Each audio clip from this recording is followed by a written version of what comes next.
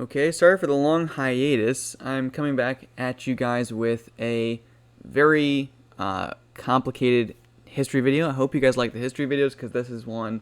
This is probably going to be the first one I upload after my hiatus. After this, I'm going to do a Q&A and a Anglican theology video, hopefully to kind of return with a boom. So let's kind of get started. One of the underwritten reasons that I think Anglicanism is valuable in our culture is our distinctly Anglo-Saxon heritage and the trajectory of civilization. What does this mean? Am I making this up? Is this a weird thing? What is the implications of this? Let me just kind of take you through some of the historical process that has gotten us to the current moment that we're in today, with secularism in the United States, in the West more broadly. What is kind of the history, in my opinion, of an Anglo-American civilization?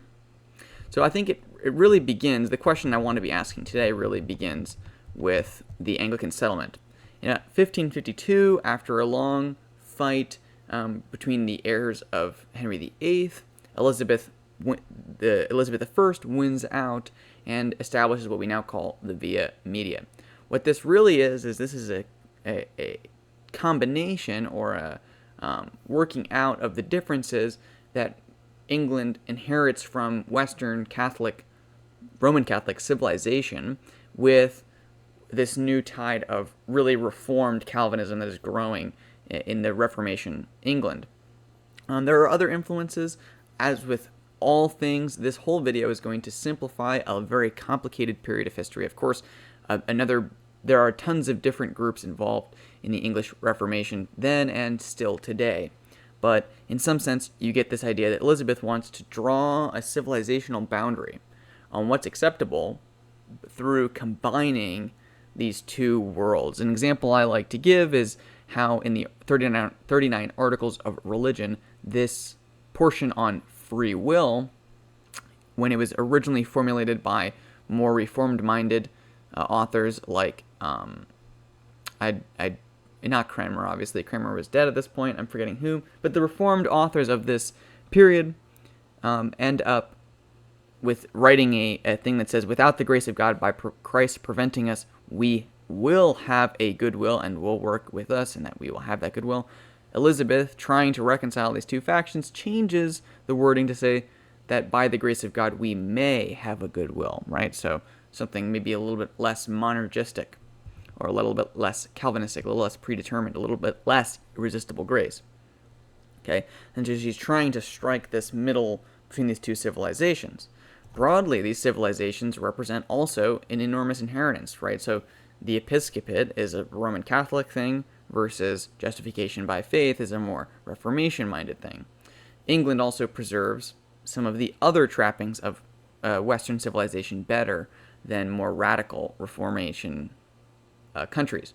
So the Netherlands, the Netherlands and Switzerland, which are both reformed countries, interestingly have evolved republic forms of government or semi-republican forms of government where they have merchants and other landed aristocrats who kind of run the government as a collective with a tension, like in the Netherlands. I won't get into the details here.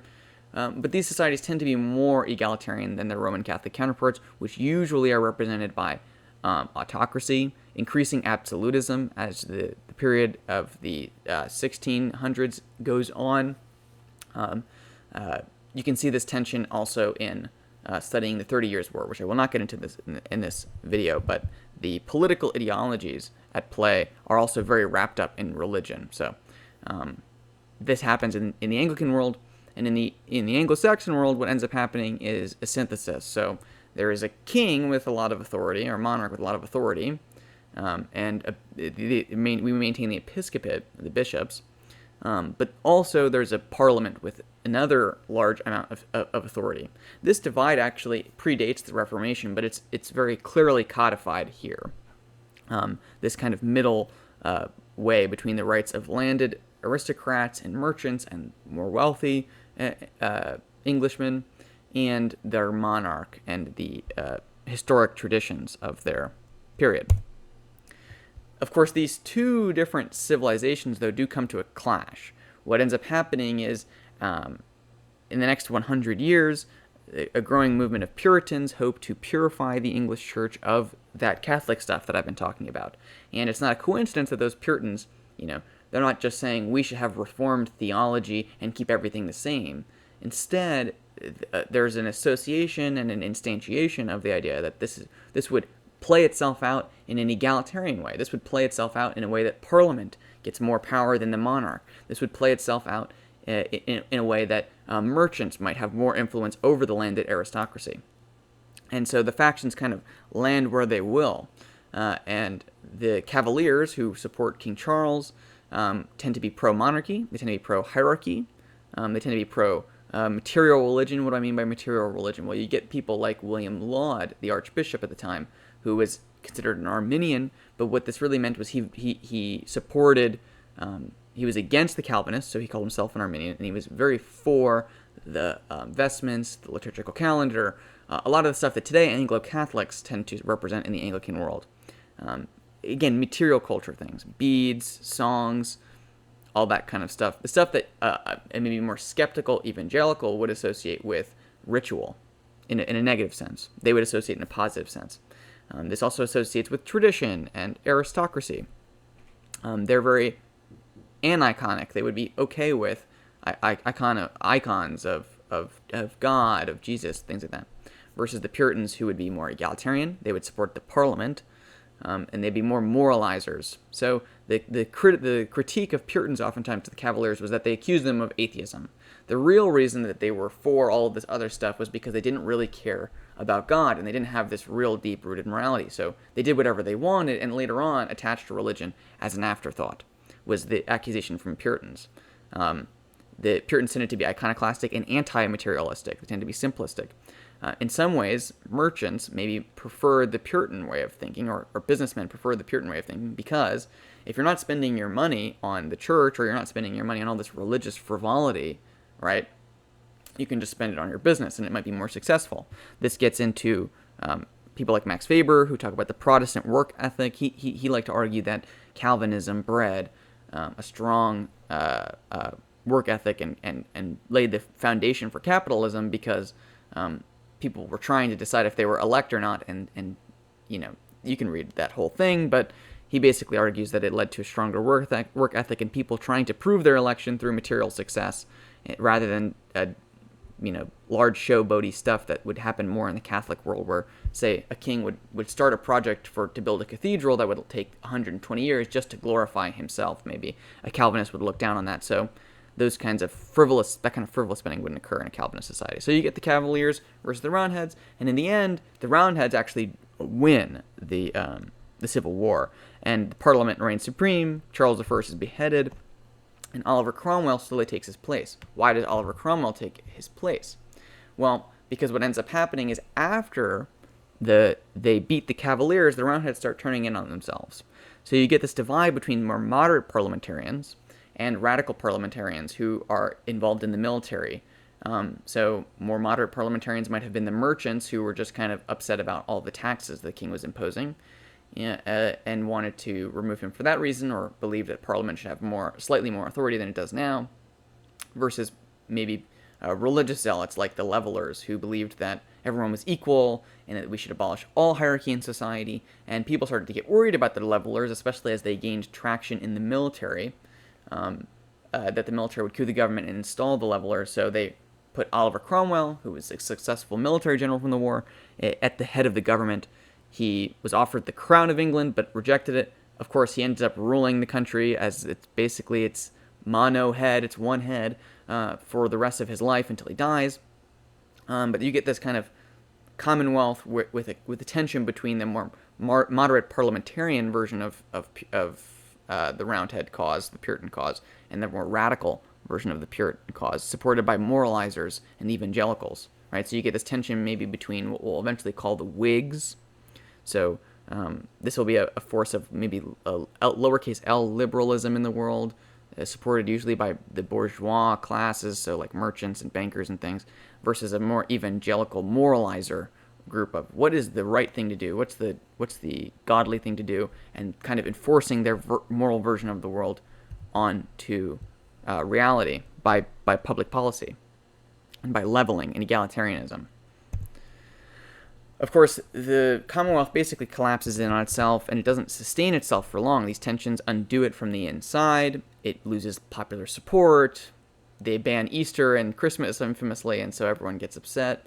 And Charles II, Charles I's son, is re-invited back into his crown of England. First, actually, of Scotland, but that's a whole other conversation. He restores the previous Anglican order, but with some of the with some concessions to the Whig faction. What ends up happening here is he restores what I'll call, for the rest of this video, a Cavalier Republic. So the king is now kind of universally acknowledged to be subordinate to Parliament, which is one of the key instigators of the Anglo-Civil War. However, socially, he restores all of his loyalist allies to aristocratic title and position, gives them land, gives them authority in the House of Lords again, and kind of works back a lot of the religious reforms of the Puritans. What I would say happens here is, in order to regain his authority, Charles II and his coalition readmit the Whigs as an acceptable position, despite the fact that what they're creating now is what we would probably call modern Toryism, right? So strong monarch, but still respecting Parliament. He restores the religious status quo prior to the Civil War, restoring all of the bishops, restoring Anglicanism to what it looks like today, and the 1662 BCP, which is often lauded as the best version of the BCP, and then he rejects and fires about, I think, thousands of Puritan clergy all across the country. So the Puritanism that was motivating a large part of the Roundhead cause is totally rejected by English society. And so what you have left is a dominant Toryism and a Whiggism, maybe in the wings, participating, fighting each other in this Cavalier Republic. But these Puritans don't just vanish. They go somewhere else. A big place that they go is the United States, infamously. If you're an American, you're probably well aware of our founding myths, and there are basically two of them. I mean, most people, this is a pretty uncontroversial history to say that in the North, largely, the origin story were the Pilgrims who land in Plymouth Rock and are Puritans. They establish a overtly Puritan republic. Most of their rules enforce Puritanism from the top down. This is the faction that lost the Anglo-Civil War starting again. And then in the South, you get Jamestown. Now, Jamestown is more of the standard fare of Anglican society reinstituting itself in the southern half of the United States. So you get a mix of kind of Tories and Whigs, right? So people here for mercantile reasons, but you also get maybe the Marylanders, who Calvert, Lord Baltimore, who founds the colony of Maryland, basically wants to recreate a feudal aristocracy here, which is much more like the Cavalier Western Roman Catholic way of medieval Christendom that was more common prior to the Anglican settlement. And so you get more of a mix of civilization, of the acceptable Anglican norms maybe in the South. But of course you get the American Revolution. And what the American Revolution does is it rejects Toryism.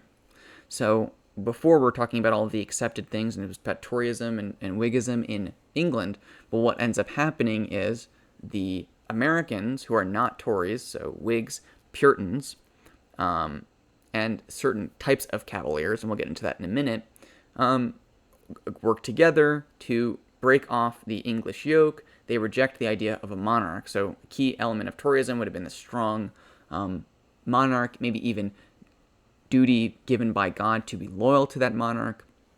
The American Revolution also leads to the disestablishment of the Anglican Church, which rebrands as the Episcopal Church. But even then, many Anglicans are Anglican clergy, Anglican people are either forced to leave the denomination or are literally killed or flee for Canada or flee for England. Loyalists all over the country are mistreated. And so you see this, whereas the Constitution, 70% of the signers of the Constitution were Anglicans, or signers of the Declaration of Independence were Anglicans, my bad, you slowly start to lose the dominance of the Anglican religion in the United States, the Episcopal Church, in favor of more egalitarian, more evangelical denominations in the United States, like Methodism, which distances itself from Anglicanism after this moment very strongly in the United States, and the other Reformed traditions like Presbyterianism. All of those and congregationalism, which tend to dominate. And even in the South, you start to see the rise of non-Anglican religious groups like the Baptists and the Methodists. But you actually won't see the apogee of those denominations until later. And instead, you'll still have a very strong Anglican church in the southern United States after the American Revolution. But the American Revolution basically rejects Toryism, restores the power of deistic Puritans, so people who still have the trappings of Puritanism, like John Adams, but who aren't as dogmatic about the Bible. And you also get a lot of deistic landowners and merchants. So cavaliers would be the American version of the cavalier would basically be a deistic landowner. You get a lot of southern people in what we'll call the nation of Dixie that starts to evolve out of the American Revolution. You get this coalition of kind of cavalier aesthetics. It's not a coincidence that people will kind of talk about Southern knights or the gentleman culture in the South and all these kinds of things, and you get this growth of an aristocratic Anglo civilization in the South versus in the North. You kind of get this puritanical mix of Puritans and Whigs kind of creating their own little country. As our country evolved from a set of like basically 13 different small countries, they start to coalesce into these two groups of Yankeedom and Dixiedom, or Dixie, I think it's just usually called, which is how these places compete. But they start to get this tension. What you'll also see is that where feudalism played a role in the growth of Western Catholic civilization, medieval Catholic civilization, I should say, in the South, you get this use of slavery basically replaces that feudalism with a neo-feudalism of landed aristocrats who have a lot of social advantage over a group of people kept subservient by force to do large amounts of labor, mostly because of their genetics and their heritage. And so you get this replication. The reason slavery starts to entrench itself into Southern culture after the American Revolution is because this is the new remnant identity, right? There's no Toryism. This has totally been rejected in the South, and all of that has to go. And you still get this maybe Whig influence of maybe this idea that we should make money off of our aristocratic land. But again, all that's left is this kind of cavalier energy from, their English heritage, which leads, of course, to the American Civil War between these two civilizations. And again, you get the rise of evangelicals, or really the evolution of that deistic Puritanism, which in the Great Awakenings becomes revived into an actual Christian Puritanism again, but in maybe more evangelical denominations, which are moralizers, like we were saying before. They believe in this kind of egalitarian message. The abolition of slavery becomes very important for them. Lots of other causes also become very important to these evangelicals, in which they see their duty on earth as imposing their moral worldview onto the entire republic, right? If we're going to be one country, we should be a moral country. We should stand for these moral principles. And they kind of have their model of the Puritan Republic, right? Where every man is a good Christian. And the Whigs tend to agree more with this, for geographical reasons and a variety of other reasons. The Whigs see themselves aligned maybe with the Union government. So these business interests probably see slavery on the way out, and they're more capitalistic in their mindset anyway. And what the Cavaliers are trying to do in some ways, preserve a kind of neo-feudalism. And so that's kind of what Dixie ends up standing for. And Dixie is roundly defeated. So in the same way we've been seeing these cycles before, or something where there are a bunch of different factions, they're all kind of tussling in a war of ideas. One of the idea groups gets rejected, and so Dixieism gets rejected. However, unlike in the founding of the United States, where all of the Puritans basically just leave when Puritanism was rejected in England, you still have this kind of weird vassal state in the South of all these slave states and Reconstruction and this whole period. Basically, since the Civil War, we've been dealing with the reintegration of former Dixie, the denationalization of Dixie, the destruction basically of that culture and that social system, so that it could be assimilated into the Yankee social system of evangelicals, basically Puritan Republic, or maybe a return to even a deistic Puritan Republic. This is why you also see the growth of literally evangelical Christianity in the South in this period, because what's happening is this place in the South is being turned into a mirror, an acceptable mirror of Northern civilization, which has conquered it and is trying to replace it and is rejecting it. And slowly, over time, this does happen. I mean, this is so the idea was that in order to do this effectively, in order to do lots of things, actually, the federal government creates an enormous bureaucracy in the 30s, which allows not only for economic management during the Great Depression, but also for this kind of social regime change. So whereas after the Civil War, it was pretty much agreed that it was untenable to totally destroy Southern culture and identity, it was just undoable, and that's why they pull out of Reconstruction. With this new federal bureaucracy, it suddenly becomes possible again to turn us back into one country. And that's what the civil rights movement gives authority to the federal bureaucracy to basically do, is to change it. All right. If this helps at all, this diagram, I made this diagram that I think actually plays with a lot of the ideas and how they play themselves out. And kind of show up with where we're at today. And I would say that what ends up happening is we end up rejecting Toryism, rejecting Dixie Cavalierism. We've also already rejected maybe some kind of Jacobitism, which in the Anglo-Saxon world would be this idea, I would say broadly, that we should just return to that feudal Catholic civilization.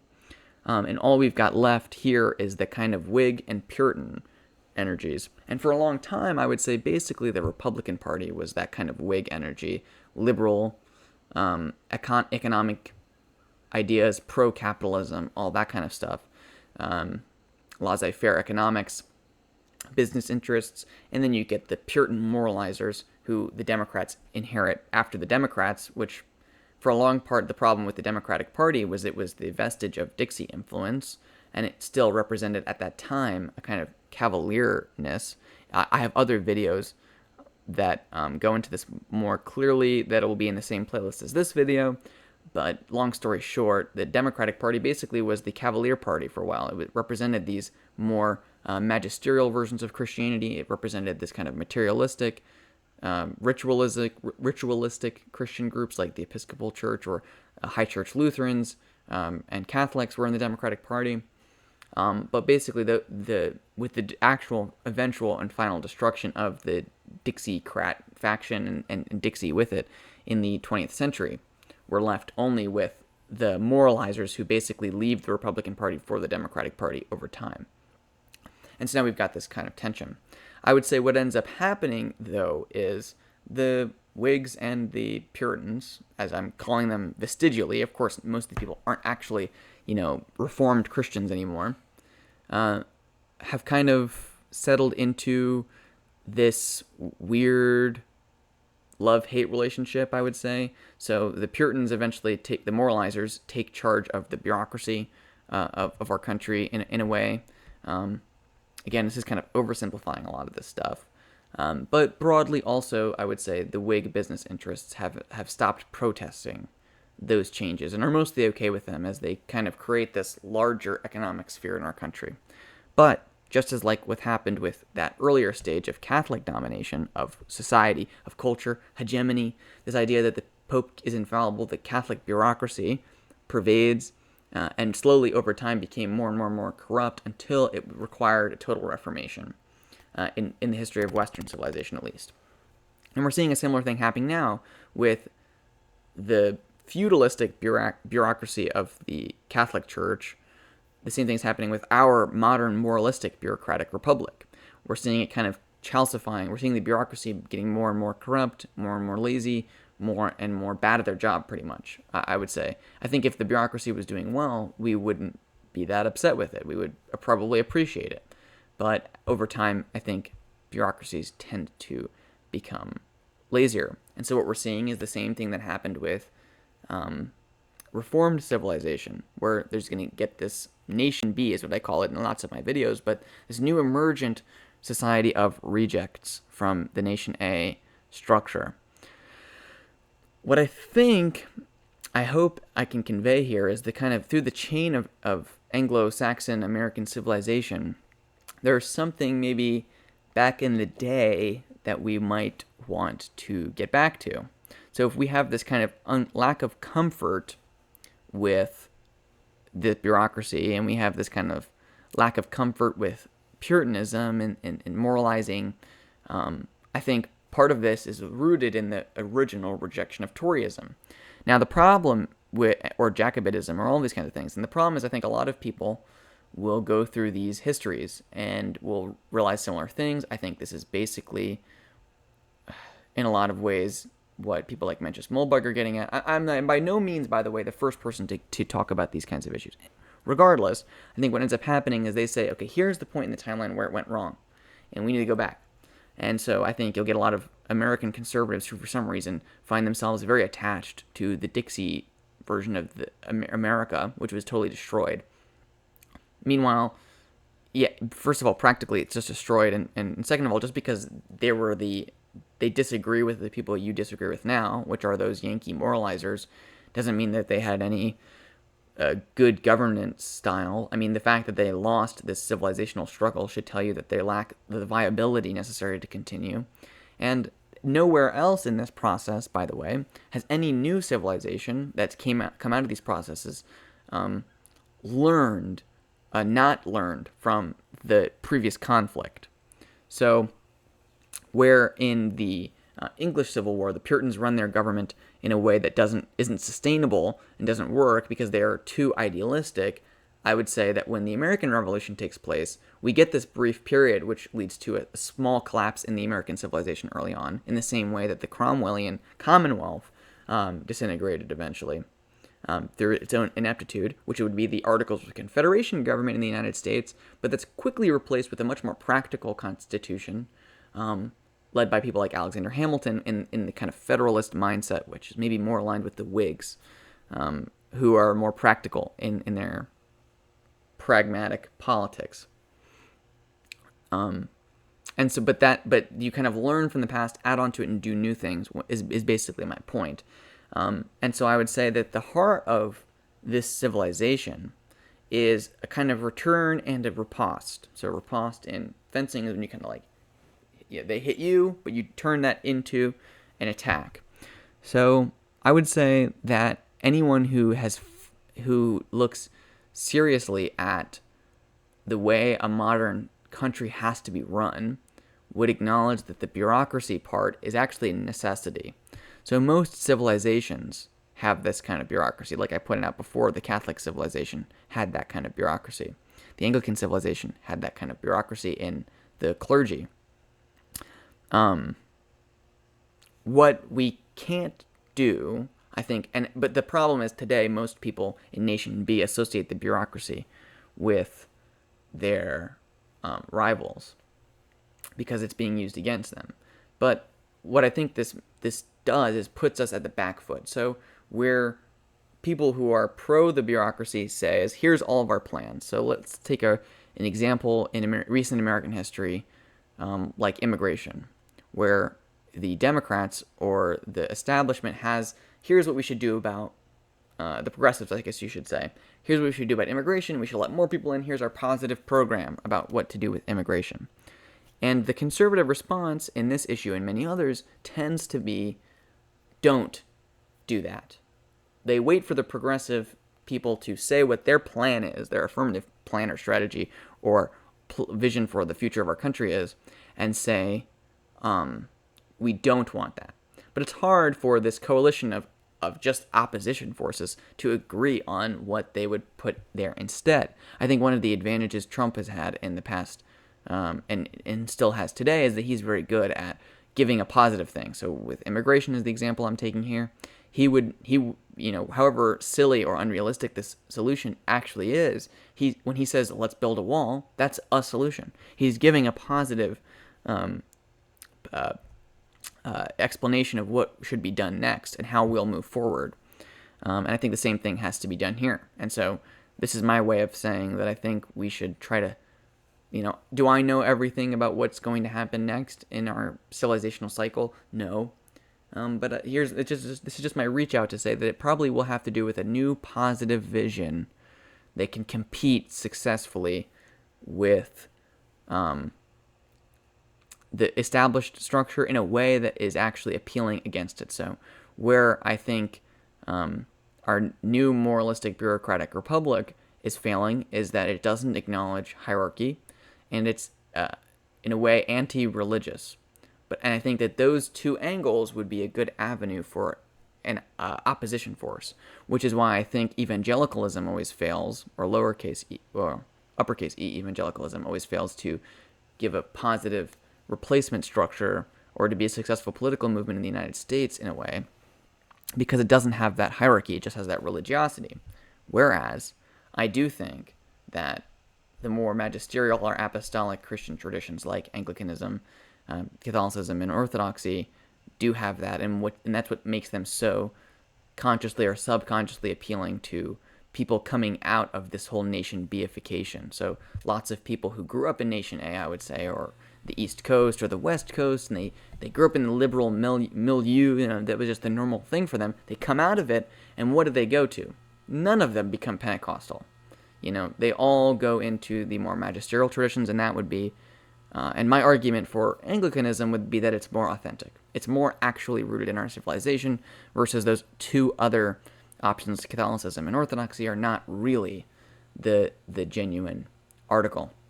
Now, before I go, I'll say one last thing about Anglicanism, which I think this whole presentation possibly also explains, which is that Anglicanism actually makes a genuine attempt to assimilate the Christian world or the civilization in the way that it already is, rather than proposing an alternative way that it is, like I would say the Puritans did, where they would say, this is how we should purify our society, and then they work and attack and the civilization as itself until the civilization reflects it as it is.